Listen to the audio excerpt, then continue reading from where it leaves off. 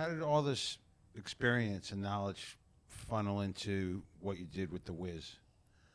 I had everything. I went to different lands. That's a great question. Thank you. I went to, right, thank you. Thank you. No, you had Munchkin lands. They had to be, you had Dancing Crows. I thought of Gladys Knight and the Pips. Right. Okay, now everybody breathe. Damn, I had to hook it on to something. Jesus. You know, you understand what I mean? I do. But at the time when that's why it lives today. At the time when Charlie Smalls is approaching you about his redoing of The Wizard of Oz, are you thinking like, you're crazy, this will never fly, or No. Yes, you saw it immediately? No, but I imagined myself in everything that I saw, that you grew up with. Anybody grew up here. The Filipinos, the Chinese, anybody. So this is what you saw when you saw The Wizard of Oz. Yes. We loved you. Judy Garland was ours. Mm-hmm. Yeah. I don't know. We didn't know no better. It was like, this is great. Judy for is us. in our family. Yeah. Right, and all those other scary monsters were out there. Scary monsters. You know what I mean? Nah, I was good. It was right. Isn't that America? Don't I own that? Do you remember those? Yes. Do you remember those first creative moments of The Wiz like that? Like the impetus? Like No. We were going through it together. And I changed it every night until it got right. Shut up. Wait, what? George. Oh, no, they brought me, they tried to bring the dancers, they got mad. They had a meeting with me. What? You don't look good or you don't sound good. You fucked up that goddamn, that solo that you were supposed to be. And you acting like, and you're being the boss of the conductor, you would call them on that. That wasn't right. Let's go back. So who's in the room? Can you set the scene? Because I mean, I know Nobody's in the room. Me and the dancers. This is in air. Where does the music come? It's in the air. Come on. Okay. It's not mundane. So did you also have to did you have to also tell Charlie that when it came to some of the songs or it didn't work? Yes. Yes. That's why I'm still collecting royalties. Right, because you actually added to one of the songs on The Wiz, right? No, he said he did what he thought was going to pass for Emerald City. I said no. I can't. This sounds like a dirge. We're coming into sparkling Emerald City, it's gotta be so vibrant, it had to be yeah. ding ding ding ding ding ding ding ding, and then a pop of fans and the ladies in chiffon and moving like that. Come on, we're in Emerald City. Yeah, it's storytelling. It's storytelling. That's why they can't get by it. And George, were you were involved in the play and the movie? Diana Ross? No. Okay, so then can you tell people, because people don't realize too that like there was stage- differences between the stage and the movie. They had no tornado. So I went upstairs. I took the petticoat that held out this Scarlett O'Hara ball gown and took that away. And then I cut the dress straight up to you know where. And I was on fire. Then they put on the stockings. And Jeffrey finished it off with the red stockings and stuff like that. Made it sexy and sexy. So she got up on the house, put a ladder, put the house on wheels. Because it had to disconnect. Yeah. And a ladder up the back of it, she could climb up and straddle the roof of the, what's the name? And y'all were having fun. So wait, do you feel like, because most people have not seen the production that you put together in that way, right? The Stephanie Mills original production. So most people have seen the movie so do you feel like the choreography? But that was mundane. That's not magic. So you're saying, so it wasn't even influenced by you in that way. We're going to roll down linoleum all night, yellow linoleum. What were we going to do? Right. No. Right. We had the guides. Those guys became the Yellow Brick Road. So I could dance all over the stage and they had to follow it. And the audience did it. We had those big yellow afros and the tails that were, So how did y'all do the scene in the play? Like, for instance, it was so large in the movie when they went to Emerald City and, of course, the whole red, gold, green, gold, and red.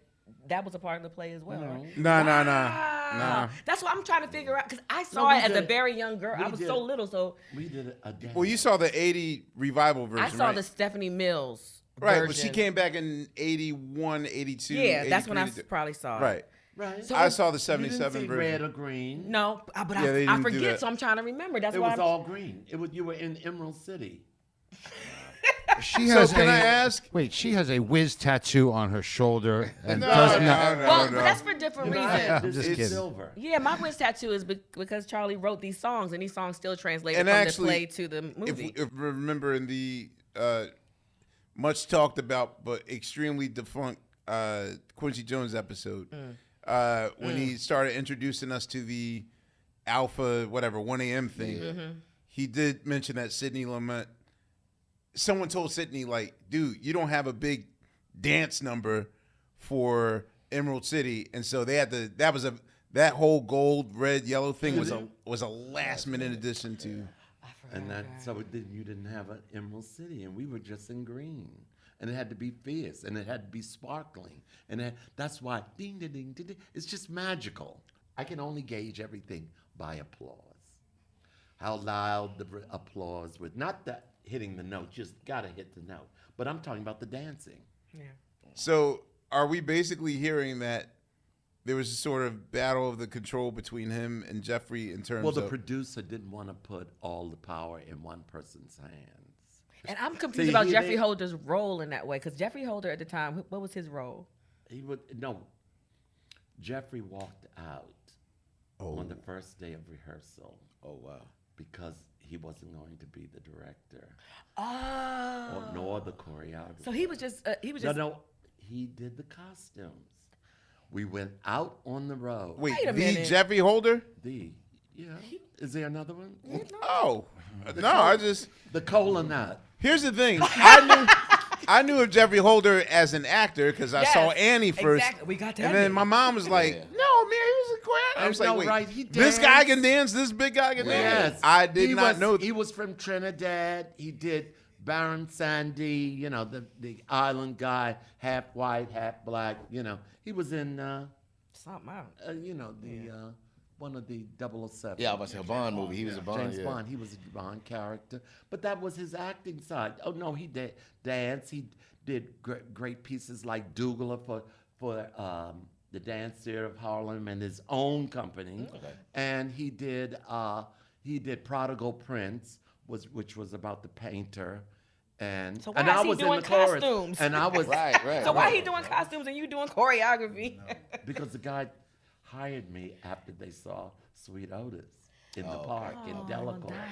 Dope. And they came up to me and asked me would I do this piece called The Wiz. And it was the black version of The Wizard of Oz and so forth and so on. And I said, when you get the money, call me. That part. And that part. And because I had a dance company, and I didn't know I was going to do that. I didn't know it was going to be, but I put my best foot forward. I did the best that I could for the piece. I was serving the piece. It's not like that.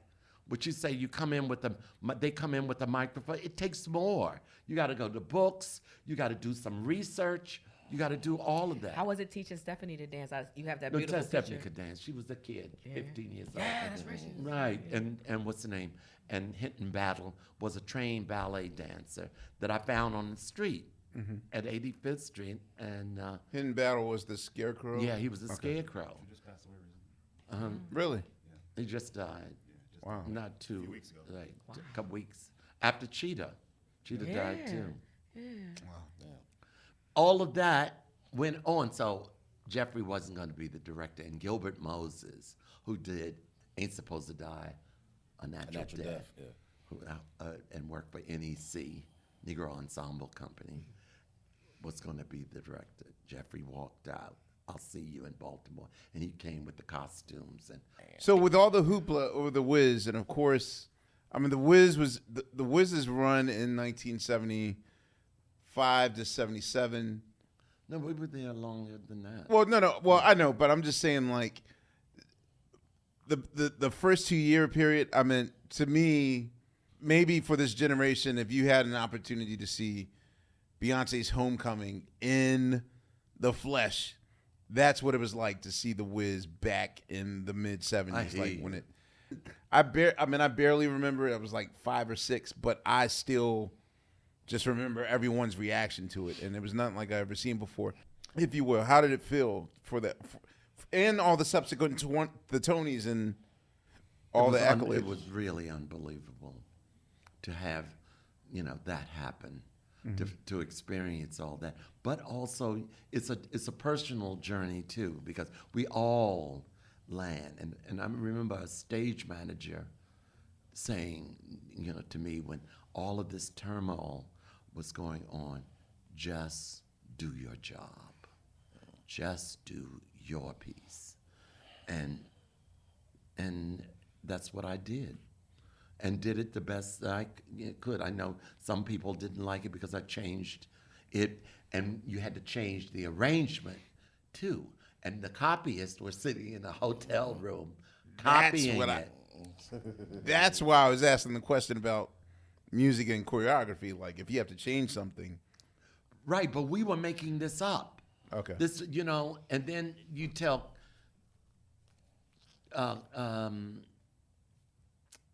Harold Wheeler that, okay, it's so many bars, say 64 bars or 32, or in those increments, so that we could keep track of technique.